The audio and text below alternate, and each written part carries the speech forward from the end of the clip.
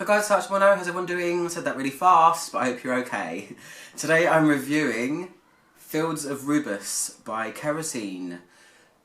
Really interesting brand. I've reviewed one of theirs before. It's called Creature. If you care to go and watch it, you can just type that in on YouTube. Just put Creature, Mono, and you will go and find it. Oh, my notes fell down. So yeah, one of my friends went to New York last year and brought me back 4 or 5 samples of theirs, and I've kind of been slowly dipping my toes into the brand. Really like them. John Pegg is the creator behind them. Massive respect for John Pegg. He has done what I want to do. He has broken out from being a fragrance reviewer to having his own line, which is really cool, his own niche line. Yeah, and he doesn't really try to fit in to the normal stereotype of what a fragrance should be. He does interesting combinations. Creature, I was not too much of a fan of. It's very minty, and I personally don't really like mint. But this one is different. If you, like me, are wondering what on earth is Rubus and why is she in a field, then to clear that up, it's actually bramble. It is, you know, that thorny plant that produces blackberries, raspberries, boysenberries, schmuggenmergenbergen berries, anything like that. Kind of brambly, foresty fruits, I guess. So it's called Fields of Rubus, and this one came out in 2012.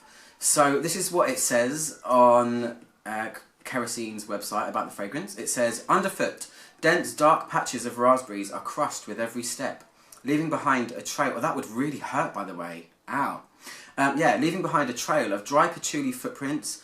Drafts of musk and vanilla draw you to a place in the middle of nowhere, embracing you in a state of contentment. It doesn't matter where you are, because that's where the scent is taking you.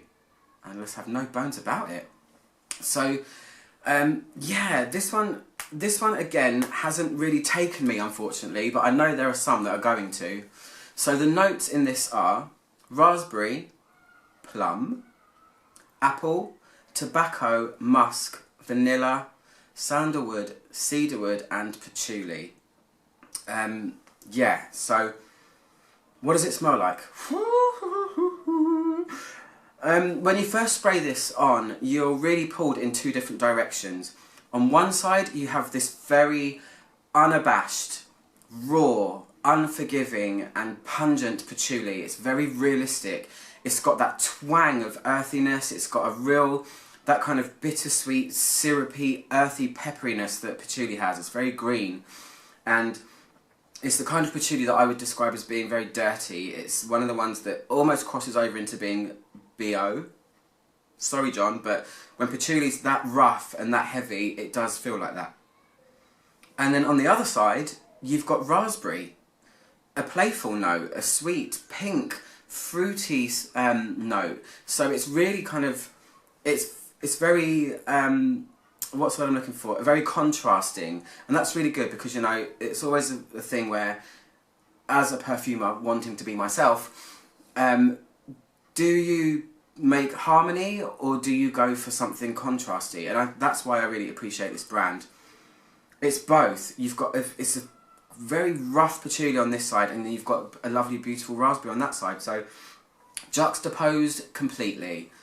And it's a very strong patchouli. I mean, that's pretty much what this fragrance is about. It's about a very strong patchouli. Kind of medicinal as well. Whew.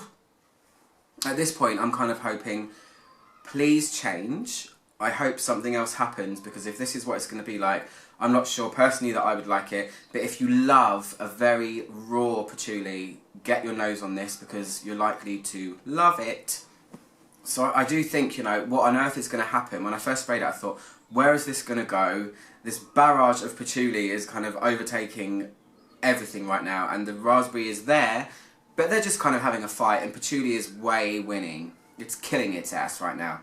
Patchouli has got the muscles, raspberry's just too soft and bruises very easily.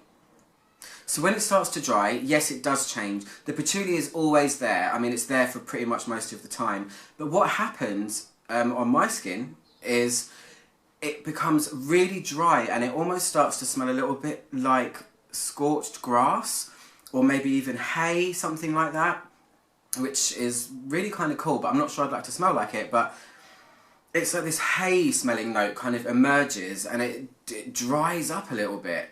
There is a sweetness there, but it's only just kind of tinkering around in the background. It's not really an overly sweet fragrance, even though I've seen it listed as a gourmand in some places. It has got vanilla in it, but I'd probably ignore that until at the very end of when you wear it. It really is a dry, kind of grassy, green, earthy fragrance, and kind of masculine, I guess.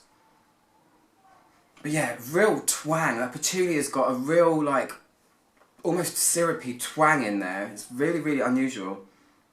It's a bit of a patchouli overload, I'm not going to lie.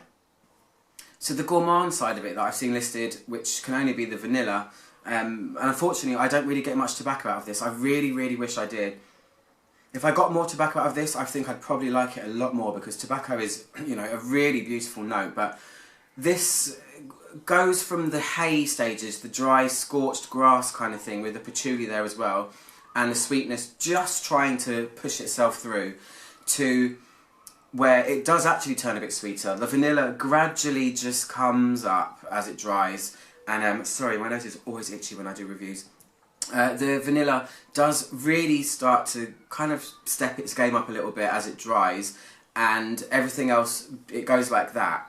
So the fierce and ferociousness of it that it was at the beginning really does kind of calm down, and the vanilla does wash over a little bit.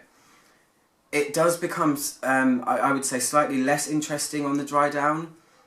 I don't really get any plum, I don't really get any apple. It's more about this berry patchouli at the beginning, and then the vanilla just kind of washes over it, and I personally lose a bit of interest, but that's not detrimental to the perfumer, John. Sorry about that, but yeah, that patchouli is so much when it's wet. But yeah, when I let it dry down a few times, the vanilla just kind of does come forward, and it becomes a soft vanilla touch of patchouli fragrance. I've read that people have got 12 hours longevity out of this.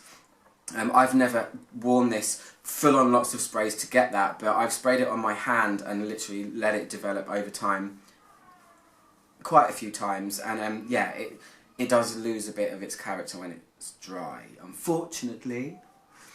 But yeah, that's pretty much all I can say about it.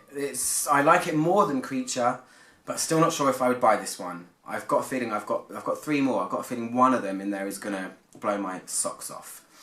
Anyway, much fun, click my logo to subscribe. It's down there, or it might have moved. Sometimes it moves. And I'll see you guys soon for another review. Okay? Thanks for watching. Goodbye.